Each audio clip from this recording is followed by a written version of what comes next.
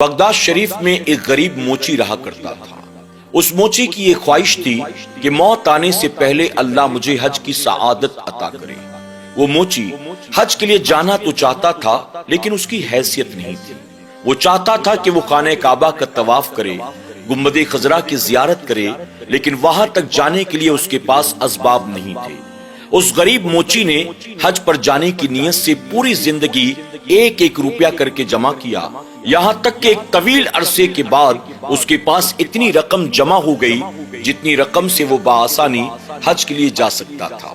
جب اس نے دیکھا کہ میرے پاس پیسے اکٹھا ہو چکے ہیں تو اس نے حج پر جانے کی تیاری شروع کر دی، یہاں تک کہ اس نے ایک دن اپنے گھر تمام لوگوں کو جمع کر کے ان کی دعوت کی۔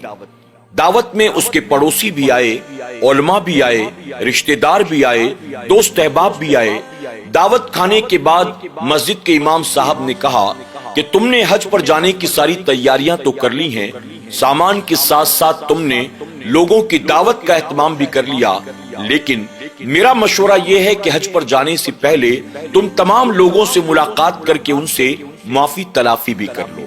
یعنی اگر تم نے کسی کا دل دکھایا ہے، اگر تم سے کوئی ناراض ہوا بیٹھا ہے تو تم حج پر جانے سے پہلے اس سے معافی مانگ لو۔ امام صاحب کے مشورے پر دوسری صبح اٹھنے کے بعد اس غریب موچی نے ایک ایک آدمی کے گھر پر جا کر ان سے معافی تلافی کرنی شروع کی۔ یعنی ہر کسی کے دروازے پر جاتا، دستک دیتا، دروازہ کھلتا تو کہتا کہ میں حج پر جانے والا ہوں، اگر جانے انجانے میں مجھ سے کوئی آپ کی دل آزاری ہو گئی، غلطی ہو گئی تو مجھے معاف کر دینا۔ وہ لوگوں سے معافی مانگتا مانگتا اپنے شہر کی سرحد تک پہنچ گیا۔ اس نے دیکھا کہ وہاں پر بھی ایک مکان موجود ہے۔ اب اس نے سوچا کہ میں انہیں جانتا پہچانتا تو نہیں ہوں، لیکن جہاں میں نے سب سے معافی تلافی کی، چلو ان سے بھی معافی مانگ لیتا ہوں۔ وہ جا کر ان کے دروازے پر دستک دیتا ہے، اندر سے کسی خاتون کی آواز آئی، کون؟ اس شخص نے اپنا نام بتایا اور کہا، میں حج پر جانے والا ہوں، آپ کے پاس میں معافی مانگنے کے لیے آیا ہوں۔ اندر سے خاتون نے کہا کہ ہم تمہیں جانتے پہچانتے نہیں ہیں، پھر معافی کس بات کی؟ اس شخص نے کہا، چونکہ میں حج پر جا رہا ہوں، حج پر جانے سے پہلے حاجی کو چاہیے کہ وہ لوگوں سے ملاقات کرے، ان سے معافی مانگ لے، بس اسی کے تحت میں آپ کے دروازے پر آیا ہوں۔ اگرچہ آپ مجھے نہیں جانتی ہیں لیکن پھر بھی آپ اللہ کے واسطے مجھے معاف کر دیں۔ جب اس موچی نے خاتون سے یہ بات کہی تو اندر سے جواب آیا، جاؤ، ہم نے تمہیں معاف کیا، اللہ تعالیٰ بھی تمہیں معاف فرمائے۔ اب اس غریب موچی نے یہ دیکھا کہ ان کے گھر سے گوشت کی خوشبو آ رہی تھی۔ اس نے آواز دے کر کہا، بہن، آپ کے گھر میں جو گوشت بن رہا ہے کیا آپ تھوڑا سا مجھے بھی دے سکتی ہیں؟ اس کی خوشبو بہت اچھی ہے۔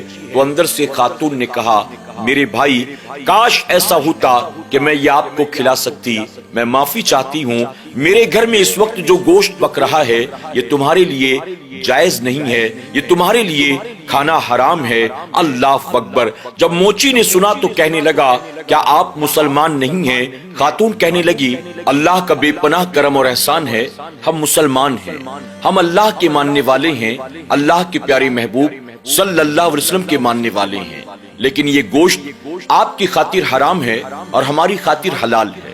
یہ سن کر موچی بڑا حیران ہوا۔ اس نے کہا، جب دین ایک ہے، اللہ اور اس کے رسول ایک ہیں، تو شریعت کا حکم بھی ہم دونوں کے لیے ایک ہی ہے۔ جو گوشت میری خاطر حرام ہے، میری بہن، وہ تیری خاطر حلال کیسے ہو سکتا ہے؟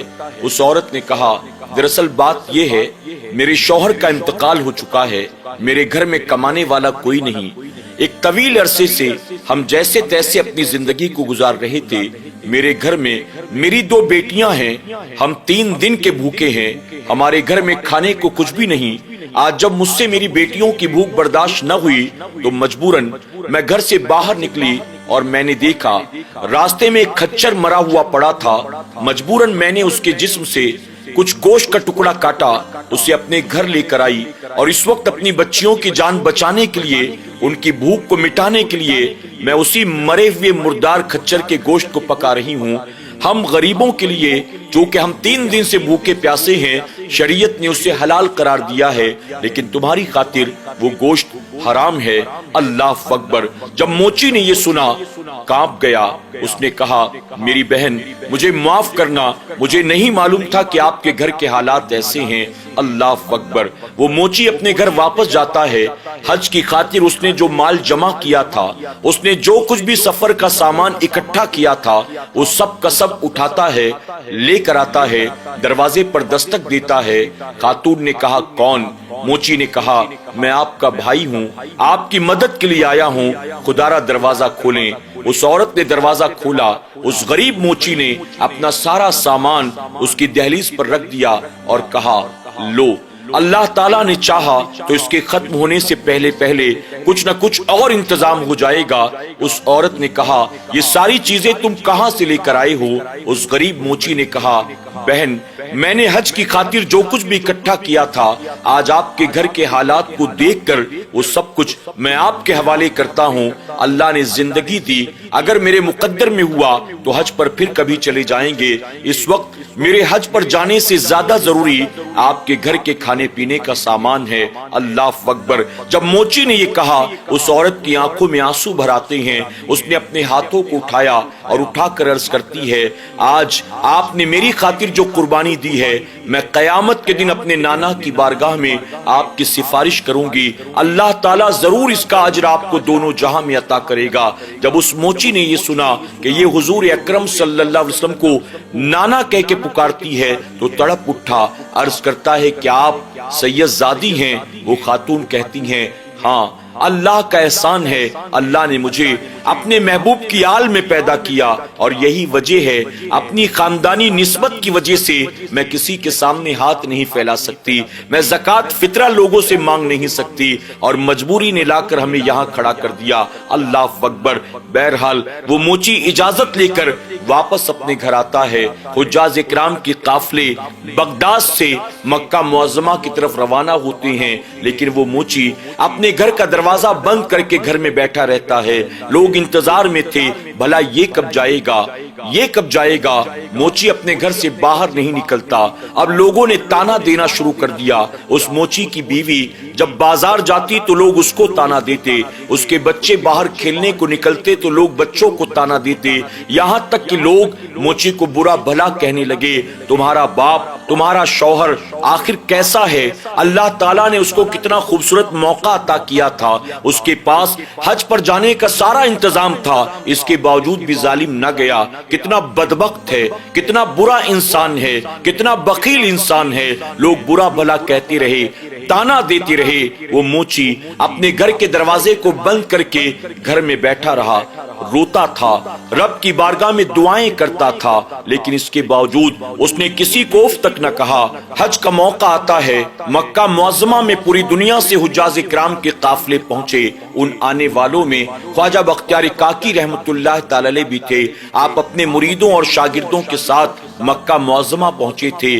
حج کے ایام شروع ہو گئے۔ حجاج اکرام ایک ایک کر کے حج کے ارکان کو ادا کر رہے تھے، یہاں تک کہ جب وہ لوگ حج سے فارغ ہو گئے، خواجہ بختیار کاکی رحمت اللہ تعالی کے مریدوں نے کہا حضور اب واپسی کا وقت قریب ہے، آپ ہمارے ساتھ چلیں تاکہ ہم اپنوں کے لیے کچھ تحفہ وغیرہ خرید لیں، کچھ کھجوریں، زمزم لے لیں۔ اس پر خواجہ بختیار کاکی نے فرمایا مجھے کوئی خریداری نہیں کرنی، تم لوگ جاؤ، میں خانہ کعبہ کے پاس جاتا ہوں، میں اللہ کی بارگاہ میں دعا کرنے کے لیے جا رہا ہوں۔ یہ کہہ کر خواجہ بختیار کاکی رحمت اللہ تعالی خانہ کعبہ کے سائے میں آ کر بیٹھ گئے، اللہ کی بارگاہ میں ہاتھ اٹھا کر دعائیں مانگ رہے تھے۔ آپ فرماتے اچانک میں نے دیکھا آسمان سے دو فرشتے اترتے ہیں، خانہ کعبہ کے قریب آ کر کھڑے ہو گئے۔ ایک فرشتے نے دوسرے فرشتے سے کہا تمہیں پتا ہے اس سال اللہ تعالیٰ نے تمام حجاج اکرام کے حج کو قبول کر لیا؟ تو دوسرے نے کہا اس سال کتنے لوگوں نے حج ادا کیا ہے؟ پہلے فرشتے نے کہا اس سال 2 لاکھ لوگوں نے حج کو ادا کیا اور اللہ نے ان تمام 2 لاکھ لوگوں کے حج کو قبول فرما لیا۔ اس پر اس فرشتے نے حیرت سے کہا اچھا ان تمام 2 لاکھ لوگوں کے حج کو اللہ نے بھلا کیسے قبول فرمایا؟ اس پر فرشتہ جواب دیتا ہے اللہ کا ایک نیک بندہ جو بغداد میں رہتا ہے، بہت غریب ہے، موچی ہے جو حج پر آنا چاہتا تھا وہ حج پر نہ آ سکا، اللہ نے اس کی برکت سے اس سال تمام لوگوں کے حج کو قبول کر لیا۔ اللہ اکبر۔ خواجہ بختیار کاکی رحمت اللہ تعالی فرماتے ہیں جب میں نے یہ سنا تو مجھے بڑا تعجب ہوا، میں نے فرشتوں کے قریب جا کر کہا فرشتوں مجھے بھلا بتاؤ تو صحیح آخر وہ اللہ کا نیک بندہ کون ہے جو حج پر آنا چاہتا تھا حج پر نہیں آ سکا، اس کے باوجود اللہ نے اس کی برکت سے سب کے حج کو قبول کر لیا، وہ ہے کون، کہاں رہتا ہے، میں اس سے ملاقات کرنا چاہتا ہوں۔ خواجہ بختیار کاکی رحمت اللہ تعالی مکہ معظمہ سے سفر کرتے ہوئے بغداد شریف پہنچتے ہیں۔ آپ بغداد شریف میں اس موچی کے علاقے کو تلاش کرتے ہیں، آپ وہاں جا کر اس کا پتہ ڈھونڈتے ہیں اور پھر دروازے پر دستک دیتے ہیں۔ اندر سے موچی نے پوچھا کون ہے؟ آپ نے فرمایا میں بختیار کاکی ہوں، ہندوستان کا رہنے والا ہوں، اس وقت مکہ معظمہ سے حج ادا کر کے تم سے ملاقات کرنے کے لیے آیا ہوں۔ موچی نے گھر کا دروازہ کھولا اور کھول کر کہا آپ مجھ سے ملاقات کرنے کے لیے آئے ہیں، آخر کیا بات ہے؟ اس پر خواجہ بختیار کاکی نے کہا اے اللہ کے بندے مجھے بتا آخر تو نے وہ کون سا نیک عمل کیا کہ جس کی وجہ سے اللہ تعالیٰ نے اس سال تمام حجاج اکرام کے حج کو قبول فرما لیا۔ یہ سن کر موچی کی آنکھ میں آنسو بھر آتے ہیں، وہ کہتا ہے خدارا یہ بات آپ کسی کے سامنے نہ کریے گا، لوگ مجھے پہلے ہی تانا دے رہی ہیں، لوگ مجھے پہلے ہی برا بلا کہہ رہی ہیں، اگر کسی نے یہ بات سن لی تو لوگ مجھے دیوانہ کہیں گے، لوگ مجھے پاگل اور مجنوں کہنا شروع کر دیں گے۔ خواجہ بختیار کاکی فرماتے نہیں میں جو کچھ کہہ رہا ہوں یہ بات بالکل صحیح ہے، میں نے خود خانہ کعبہ کے سائے میں فرشتوں سے یہ بات اپنے کانوں سے سنی ہے، لیکن اس موچی کو اس بات پر یقین نہ ہوا۔ خواجہ بختیار کاکی نے اس سے ملاقات کی، آپ نے اسے مبارکباد دی، آپ نے فرمایا مجھے بتا تو صحیح تو نے وہ نیک کام کون سا کیا؟ وہ غریب موچی کہتا ہے میرے پاس کوئی نیکی نہیں ہے، البتہ میں نے ایک کام ضرور کیا ہے، میں نے حج پر جانے کے لیے جو پوری زندگی پیسہ جمع کیا تھا، میں نے سفر حج کا جو سامان اکٹھا کیا تھا، ایک غریب سیدہ زادی کو دیکھ کر ان کی بچیوں کی بھوک کو دیکھ کر میں نے اپنا وہ سب کچھ ان کے حوالے کر دیا ہے۔ خواجہ بختیار کاکی نے جب سنا آپ نے اس موچی کو اپنے سینے سے لگایا، اس کی پیشانی کو چوم کر آپ نے فرمایا یقیناً یہی تیری وہ نیکی ہے کہ جس کی برکت سے اللہ نے اس سال 2 لاکھ لوگوں کے حج کو قبول فرما لیا، تجھے بہت بہت مبارک ہو۔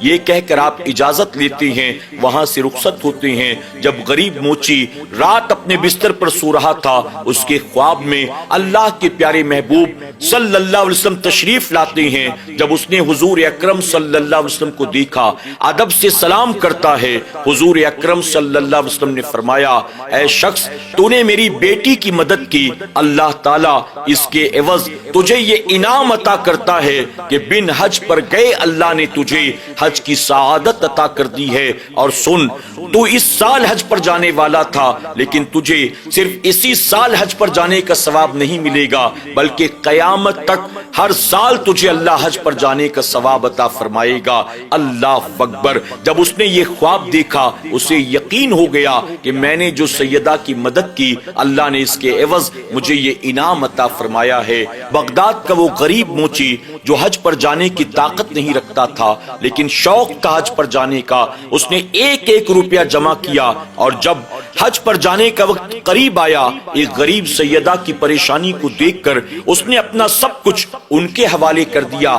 اللہ تعالیٰ نے اس کی اس قربانی کو ایسا قبول کیا کہ اللہ نے بن حج پر گئے اسے حج کی سعادت بھی عطا کر دی، اور اس کی اس نیکی کی برکت سے اللہ نے تمام حجاج اکرام کے حج کو بھی قبول فرما لیا، اور اسے قیامت تک اللہ ہر سال حج کا ثواب بھی عطا فرمائے گا۔ آج ہمارے معاشرے میں بہت سے ایسے لوگ موجود ہیں جن کو اللہ نے مال و دولت عطا کیا ہے، انہوں نے کئی بار حج ادا کر لیا، وہ ہر سال کئی بار عمرہ بھی کرتے ہیں، لیکن کیا کبھی انہوں نے خود آگے بڑھ کر کسی سید زادی کی، کسی سید کی مدد کرنے کی کوشش کی، اپنی مسجد کے غریب امام کی، غریب مؤذن کی، کسی بیوہ کی، کسی یتیم کی، کسی بیمار کی، کسی کمزور کی، کسی پریشان حال کی مدد کرنے کی کوشش کی۔ وہ تو صرف اس کوشش میں لگے ہوئے ہیں کہ کل لوگ کہیں فلاں صاحب نے 18 حج ادا کیے، فلاں صاحب نے 60 عمرہ ادا کیے،